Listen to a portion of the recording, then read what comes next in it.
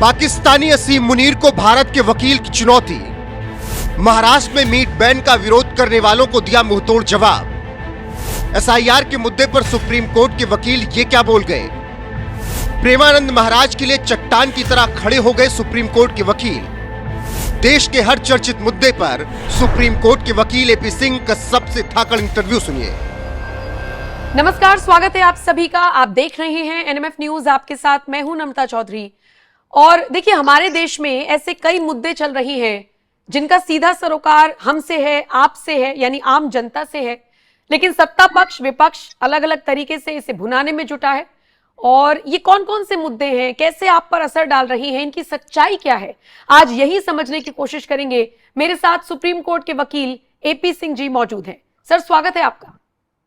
बहुत बहुत आपको चैनल और सारे दर्शकों को बहुत बहुत 15 अगस्त की पूर्व दिवस पर है ये कार्यक्रम, तो सब सर, आप अपनी तरफ से ऑडियो डाउन कर लीजिए क्योंकि आपकी आवाज रिपीट हो रही है, और फिर मैं अपना सवाल पूछना शुरू करती हूँ। सर, जिक्र सबसे पहले महाराष्ट्र का करूंगी।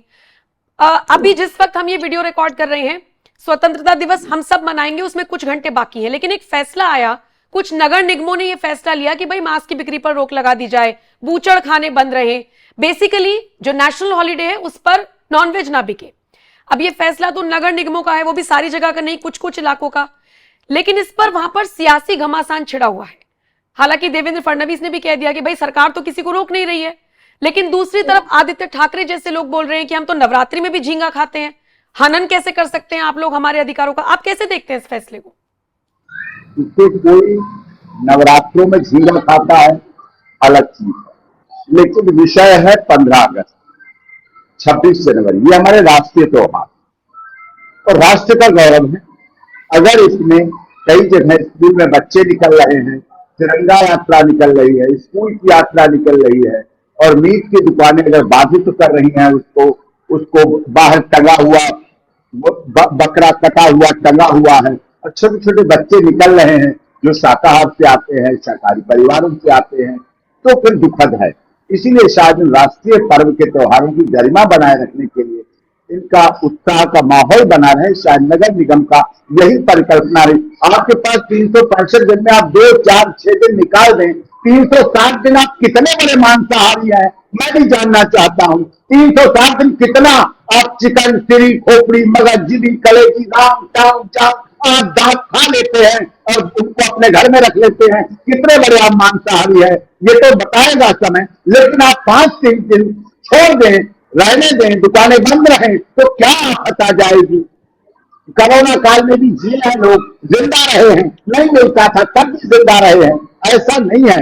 लेकिन ये भावनाएं राजनीति करने के लिए है कि एक राजनीतिक दल का मुख्य व्यक्ति ये बोले मैं नवरात्रों में भी झींगा खाता हूं, ये बताना चाहता है कि हम मुस्लिम पुष्टिकरण की राजनीति और वोट बैंक की राजनीति करते हैं। तो ऐसे राजनेताओं, ऐसी राजनीतिक दल, ऐसी उनकी राजनीतिक सोच, ऐसी पराकाष्ठा, ऐसी पृष्ठभूमि को लानत है जो ऐसी बात करते हैं कि माता नवरात्रों में झींगा खाते हैं, और नवरात्रों में ये बताएंगे मैं तो सिरी, खोपड़ी, मगर, जीवी, कलेजी, राम, चाम, जाम दांत खाता हूं, हमारे यहाँ ये बनता है, तो वो दुखद है और शर्मनाक भी है। और इस देश के मतदाताओं को मुस्लिम धर्म, इस्लाम धर्म, मुस्लिम लोग बीज का पेट करते हैं, वो भी इस बात का सम्मान करते हैं, वो भी मंगलवार को वाइट करते हैं, वो भी नवरात्रों में कहते हैं नहीं कोई बात नहीं, हम 9 दिन नहीं बेचेंगे तो क्या हमारे ऊपर अकाल नहीं आ जाएगा, वो कोऑपरेट करते हैं। लेकिन ये राजनेता लोग सत्ता के लिए, राजनीतिक महत्वाकांक्षा के लिए ऐसे बयानबाजी करके लोगों में हतोत्साहित भी करते हैं, निराशा भी पैदा करते हैं। बिल्कुल बिल्कुल। सर, जैसे हम इस फैसले की बात कर रहे हैं, एक फैसला सुप्रीम कोर्ट की तरफ से आया। हालांकि जिस वक्त तक हम ये वीडियो रिकॉर्ड कर रहे हैं, अभी दोबारा से सुनवाई होनी है, दूसरी बेंच को सौंपा गया मामला, जो दिल्ली एनसीआर में स्ट्रीट डॉग्स को हटाया जाएगा, एक जगह पर ले जाया जाएगा, जो वो फैसला आया है, उसे आप कैसे देखते हैं? क्योंकि उस पर भी 2 पक्षों में लोग बटे हुए हैं। देखिए, कोर्ट मानिए सुप्रीम कोर्ट इस मामले को सुनेगा। स्ट्रीट डॉग्स की वाली समस्या थी, ये समस्या दोनों पक्ष हैं इसकी।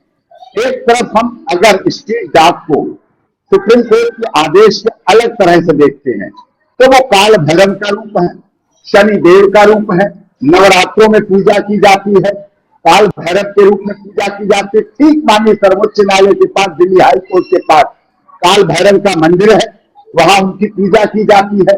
अगर हम घरेलू बात करें तो रात में फ्री के चौकीदार कौन है? Street guard.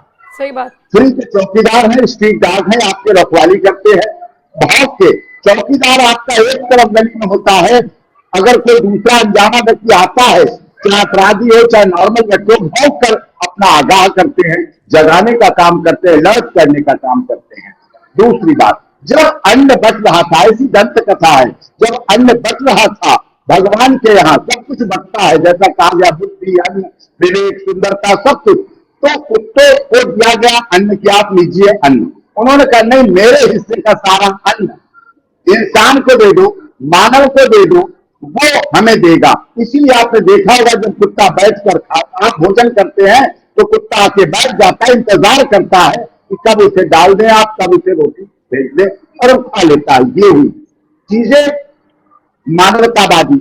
हमने मानव ने कुत्तों के जगहों पे कब्जा किया है, कुत्तों ने उनके घरों पे कब्जा नहीं किया है, कुत्तों ने उनकी जगह पे कब्जा नहीं किया। उनके जंगल, उनके खेत, उनके खलिहान, उनके गांव उनके बने हुए थे, लेकिन इंसान है वहां इंडस्ट्रियल एरिया बना दिए, वहां हाईवे बना दिए, वहां मल्टी स्टोरी बिल्डिंग बना दी। वो कहां जाए? जब आपने भूभाग उनका कब्जा किया तो उन्हें रहने दीजिए। उनकी जगह अब बन गई आपके पार्किंग के आगे, आपके गेट के आगे, आपके छज्जे के आगे, आपकी दुकान के आगे, तो उन्हें रहने दीजिए। जी, बड़ी दुखद बातें हों, उन्हें कोऑपरेट करना चाहिए। तीसरी बात, हमारे समाज में, सनातन धर्म में, अगर उन्हें पूजा की तरह मानते तो हर जानवर को, हाथी को गणेश जी के रूप में मान लिया, घोड़े को राजस्थान में देवी देवताओं के रूप में मान लिया गया, सांप को नाग पंचमी की हम पूजा करते हैं, चूहे को हम गणेश मान लेते हैं। हमारे प्राचीन जिस राजशाही परिवार से मैं आता हूं, उस परिवार की विशेषता रही, जब हमारे दादाजी देखने जाते थे लड़कियों के लिए घर, उनका मानना होता था अगर बिल्ली है तो दूध घर में होता होगा, चूहे हैं तो अन्न भरा रहता होगा, कुत्ते हैं तो पर्याप्त भोजन परिवार वालों को मिलता हुआ, बचा खुचा भोजन कुत्तों को भी मिलता होगा। तो ये परिकल्पना हमारी प्राचीन रीति रिवाज पद्धति सनातन धर्म की रही है। हमने चींटियों को भी अन्न दिया तो चिड़ियों को भी भोजन करने की व्यवस्था अपनी किचन में से की, हमारी महिलाओं ने की, हमारी बहन बेटियों ने की। ये सारे सकारात्मक पहलू हैं तो हम जुड़े हुए हैं, इस बात से जुड़े हुए हैं। बिल्कुल प्राइवेट पारिवारिक चौकीदार है। कई बार इस तरह के कुत्ते गर्भवती महिलाओं को काट लेते हैं, बेचारी गिर जाती हैं, बच्चों को काट लेती, स्कूल जाते बच्चों को काट लेती, लड़ पड़ते हैं, झगड़ पड़ते हैं, मोटरसाइकिल डिसबैलेंस हो जाती है, कार डिसबैलेंस हो जाती है, तो ये परिस्थितियां आ जाती हैं। माननीय सर्वोच्च न्यायालय का मैं खर्च करता हूं, 28 साल से या प्रैक्टिस कर रहा हूं, बार का लाइफ टाइम मेंबर हूं। यहां उन्होंने एक पहलू देखा और उसको कर दिया, उसमें रखो शेल्टर होम। शेल्टर होम में रखने के बजाय उन्हें यहाँ रेबीज की जो बात आती है, रेबीज से मौतें होती, उस रेबीज से बचने के लिए उनको इंजेक्शन लगाया जाए, राइट, लगाए, नगर पालिकाएं लगाए, इंजेक्शन लगाए। घरेलू कुत्तों में तो इंजेक्शन लगाए जाते, घर में तो रहेंगे, कुत्ता उन्मूलन नहीं हो पाएगा पूरे देश से। डॉग लवर्स भी लोग हैं, प्यार करते हैं। और एक दूसरा पहलू, हमारे जानकार कितने, हमारे दीपाली पीतम कौन कोठी के पास, हमारे फार्म हाउस के पास, हमारे मानसरोवर गार्डन ऑफिस के पास, जहां जहां हमारे हैं निवास और ऑफिस, वहां कितने परिवार ऐसे हैं जहां उनके बेटे बेटी बहुएं लंदन रहते हैं, अमेरिका रहते हैं, कैलिफोर्निया रहते हैं, उनके एकाकीपन का सहारा में कुत्ते हैं, वो एकाकीपन से बचाते हैं, जीवन देते हैं। जब मैं उनसे मिलता हूँ सिंह साहब, मैं पूछता हूँ बेटे के क्या है, अरे छोड़ो ना बेटे बहू नाती पोतों को, आप हमारे डॉगी का पूछो, आप हमारे रॉकी का पूछो, आप हमारे शेरू का पूछो, आप हमारे चेतन का पूछो, आप हमारे राहुल का पूछो, ऐसे नाम रखे हुए हैं। ये प्यार, ये मोहब्बत कैसे आप छीन लेंगे उनके जीवन से, कैसे उन बुजुर्गों का सहारा छीन लेंगे। वो खाना खाते हैं तो उनके लिए, मुझे इनके लिए बनाना होता तो मैं अपने लिए भी बना लेती हूँ, बड़े गर्व से कहते हैं। ये सारे पहलू जीवन के बहुत महत्वपूर्ण है। और माननीय सर्वोच्च न्यायालय से मैं आग्रह करता हूँ, हमारे honourable chief justice of India Gavai साहब ने आश्वासन दिया है कि हम इसको सहानुभूतिपूर्वक देखेंगे, और ये सब दूसरे पहलू हैं जिस पर हमें विश्लेषण करना हो, हमें बात करनी है। स्ट्रीट डॉग हमारा हिस्सा है, जीवन का हिस्सा है। अगर किसी को कुत्ते बुरे लगते हैं तो उसे तेरी मेहरबानियां फिल्म देख लेनी चाहिए। बहुत पहले की फिल्म है जिसमें जगदीश साहब ने लीड रोल किया था, जिसमें तेरी मेहरबानियां में कुत्ता अपने मालिक के अंतिम संस्कार में जब उसको लेके मट्टी को लेके चलता है तो मैं समझता हूं बड़े से बड़ा पत्थर दिल भी उसकी आंखों से आंसू न निकले हों, ऐसा नहीं हो सकता है। ये हमारी संरचना है, संकल्प। बिल्कुल, और ये एक ऐसा मुद्दा है जिसपे लोग थोड़ा सा इमोशनल होकर देख रहे हैं और शायद इसीलिए सुप्रीम कोर्ट भी सोच रहा है कि इमोशनल होकर ही थोड़ा सा फैसला लिया जाए। बहरहाल सर, एसआईआर का मुद्दा उठा हुआ है। हमने देखा कैसे दिल्ली में पूरा मार्च निकाला गया विपक्षी सांसदों की तरफ से, फिर कुछ तस्वीरें वायरल हुई जैसे महुआ मोइत्रा को चक्कर आ गए या राहुल गांधी इंटरनेशनल मीडिया में छाए हुए हैं। मुझे सर ये समझना है इसकी जरूरत क्या है? एसआईआर पर जिस तरीके से विरोध जता रहा है विपक्षी दल के नेता जता रहे हैं, इसकी जरूरत क्या है? देखिए, एसआईआर मैं कहता हूं काम अच्छा हो सकता है, इंटेंशन अच्छी हो सकती है, लेकिन समय गलत है। अब बिहार के चुनाव से पहले अगर शुरुआत की जाए तो गलत है। फिर बिहार वालों का कहना फिर तो लोकसभा के चुनाव में भी गलत निर्वाचन हो गया, ये बात ठीक नहीं है। लेकिन समय अब होना तो प्रदेश में होना है, राज्य में होना है और होगा, लेकिन वो किस तरह से हो, उसकी रूपरेखा क्या हो, ये थोड़ा सा डाउट क्रिएट कर गया, इसलिए राजनीतिक मुद्दा बन गया वेरिफिकेशन होने में। लेकिन अब हमने माननीय सर्वोच्च न्यायालय से ये भी आदेश करा दिया, पहले इन्होंने कहा कि 11 डॉक्यूमेंट में से चाहिए, लेकिन अब 11 डॉक्यूमेंट वाली बात है, आधार कार्ड भी वैलिडिटी है और सब चीजें वैलिडिटी देती है इस काम को, तो उस आधार पर उनका वेरिफिकेशन हो। बहुत से लोग माइग्रेंट हो जाते हैं, वोट बने रहते हैं, बहुत से लोगों की मृत्यु हो जाती है, वोट बने रहते हैं, बहुत से लोग हट जाते हैं, छोड़ देते हैं, लेकिन वोट बने रहते हैं। उनमें सब में सुधार होना चाहिए, उन सब में परिवर्तन होना चाहिए, शुद्धता हो, इलेक्शन कमीशन और हमारा चुनाव निष्पक्ष रहे, निडर रहे, निर्भीक रहे। सत्ता आएगी जाएगी, पार्टियां बनेगी बिगड़ेगी, लेकिन चुनाव आयोग हमारा संवैधानिक संस्थान है, इसकी हम सबको कद्र करनी चाहिए। एक्चुअली आप देश की वरिष्ठ पत्रकार हैं, आपका चैनल पूरी दुनिया में देखा जाता है। वोटर और वोटर और वोट हमारा मुख्य काम नहीं रह गया है। पहला हमारा काम है शिक्षा पाना, बच्चों का जो नए वोटर बनते हैं उनका पहला काम है शिक्षा पाना, शिक्षा के बाद रोजगार पाना, रोजगार के बाद अपनी शादी करना, शादी के बाद सेटल होना, तब कहीं वोट डालने की बात आ पाती है। थोड़ा पीछे रखा गया इसको, जिसमें मुख्य काम नहीं रह जाता है। शिक्षा, स्वास्थ्य, रोजगार ये हमारे मुख्य मुद्दे हो जाते हैं, लेकिन अब की आदरणीय राहुल गांधी जी कार्य जो कर रहे हैं वो भी विषय का बात है।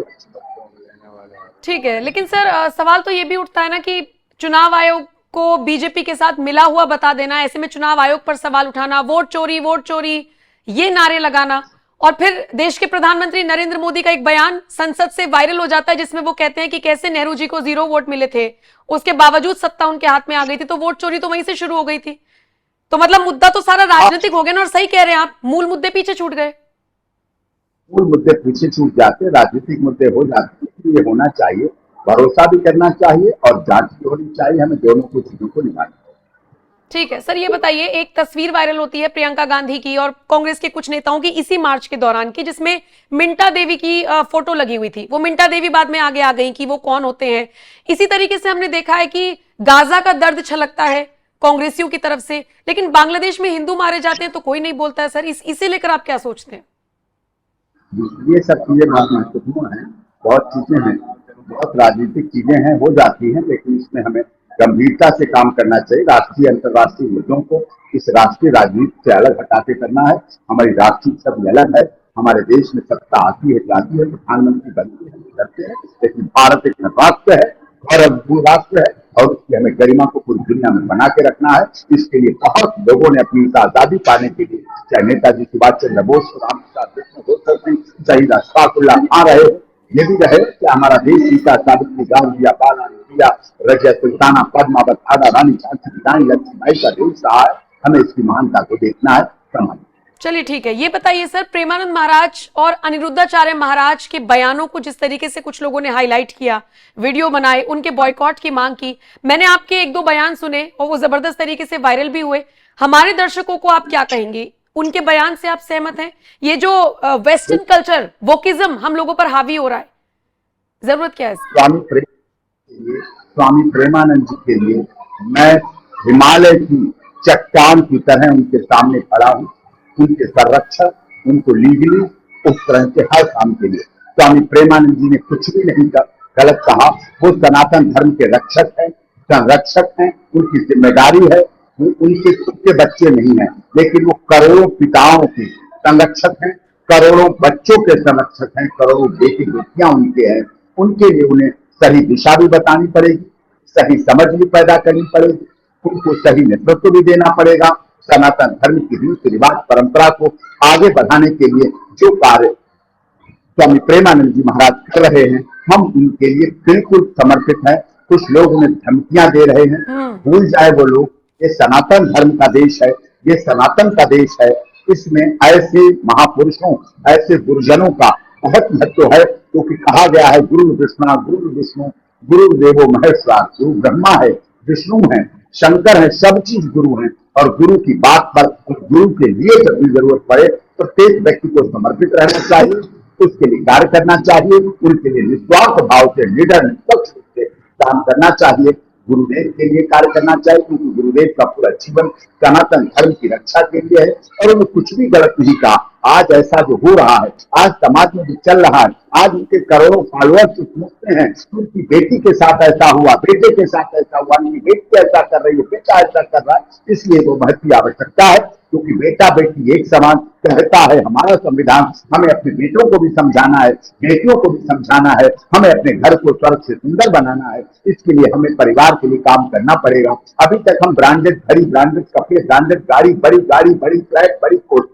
बड़े बंगले के लिए तो काम करते हैं, लेकिन क्या हम चरित्रवान बेटे बेटियों के लिए, सब चरित्र परिवार के लिए ब्रांडेड चरित्र वाले अपने बेटे बेटियों को बनाने के लिए काम कर रहे हैं?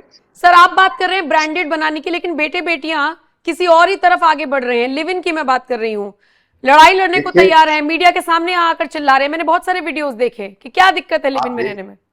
आप देश के वरिष्ठ पत्रकार हैं, अगर लिव इन रिलेशन को हिंदी शब्द तर्जुमा कर दें, हिंदी ट्रांसलेट कर लें और आपके परिवार वालों में ट्रांसलेट करवा दें, आपके दर्शकों से ट्रांसलेट करवा दें, आपके ऑफिस में ट्रांसलेट कर, अच्छा शब्द नहीं है, 3 शब्द का है, लेकिन अच्छा उसका कोई महत्व नहीं है। आज लिव इन रिलेशन आ गया, पाश्चात्य सभ्यता आ गई हमारे समाज में। Valentine day, love day, hug day, yellow day, propose day, purple day, blue day, black day, white day, brown day, ये डे आ गए। लेकिन हमारे यहाँ रक्षाबंधन, भैया दूज, माता पिता का त्योहार, जन्माष्टमी, ये नहीं कम होती चली जा रही है। हमें इनको बढ़ाना है। हमारा देश सीता, सावित्री, गार्गिया, फला अनुसुईया का देश कहा है। हमारा देश सनी लियोनी को आदर्श नहीं मान सकता। ये समझते कि हमें माता पिता के अपने सिद्धांतों पर चलना है। जो आज बच्चे इस लेवल को कह रहे हैं, अगर उन्हें 20 साल 25 साल बाद जाना पड़ेगा तो वो अपने बच्चों का अच्छा विवाह करने जाएंगे। अब लोग कह रहे हैं 4 के साथ बॉयफ्रेंड रखने में क्या बुराई है? क्या जब उनके माता पिता या उनके भाई या उनके चाचा ताऊ जाएंगे बायोडाटा लेके शादी के लिए, तब उसमें ये लिखा जाएगा कि 4 बॉयफ्रेंड रह चुके, सन 2019 से 20 तक ये बॉयफ्रेंड था, 20 से 21 तक ये बॉयफ्रेंड था, 22 से 23। आपके इस बयान पर भी विवाद हो जाएगा?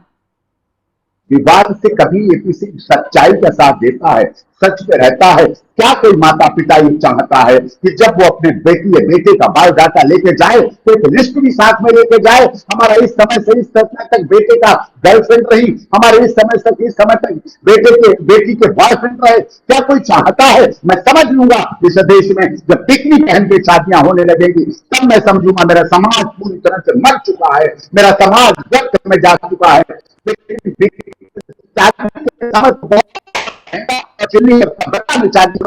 और उसके बाद इस तरह का होने लगा, समाज के लिए दुखद है, देश के लिए दुखद है, हमारी सभ्यता और संस्कृति के लिए दुखद है। लेकिन सर ऐसा एक फैसला सुप्रीम कोर्ट से भी आया है जहां पर कहा गया है कि अगर बॉयफ्रेंड से बच्चा होता है लेकिन उसका फादर, उसका जो लड़की का पति होगा वही कहलाएगा।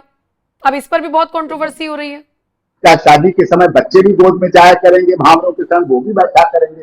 ये सब विकृत समाज है, दूषित समाज है, प्रदूषित समाज है, हमें इससे बचना चाहिए।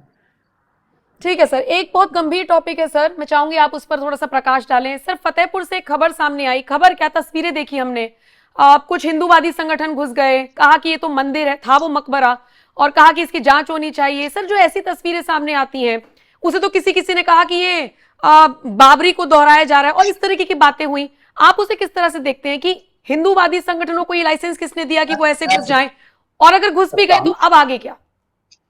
कानूनी लड़ाई लड़िए, लेकिन किसी मस्जिद में जाके कहने लगो ये मंदिर है, किसी मकबरे में जाके कहने लगो ये मंदिर है, मैं इस बात से थोड़ा परहेज करता हूँ। आपको अंदेशा है, आपको शक है, उचित भी नहीं है, गैर कानूनी है, असंसदीय, अपमानजनक है, और हमारे यहाँ सर्वधर्म संभाव है, सर्वजनहिता है, सर्वजन सुखा है, वसुधैव कुटुम्बकम है। हमारे यहाँ सबका साथ, सबका विकास, सबका विश्वास, सबके साथ न्याय की लड़ाई लड़नी रहती है। हमारा संवैधानिक तरीका, हमारा तरीका, हम लोग कानून को हाथ में लेने वालों पर भरोसा नहीं करते, उनको प्रश्रय नहीं देते।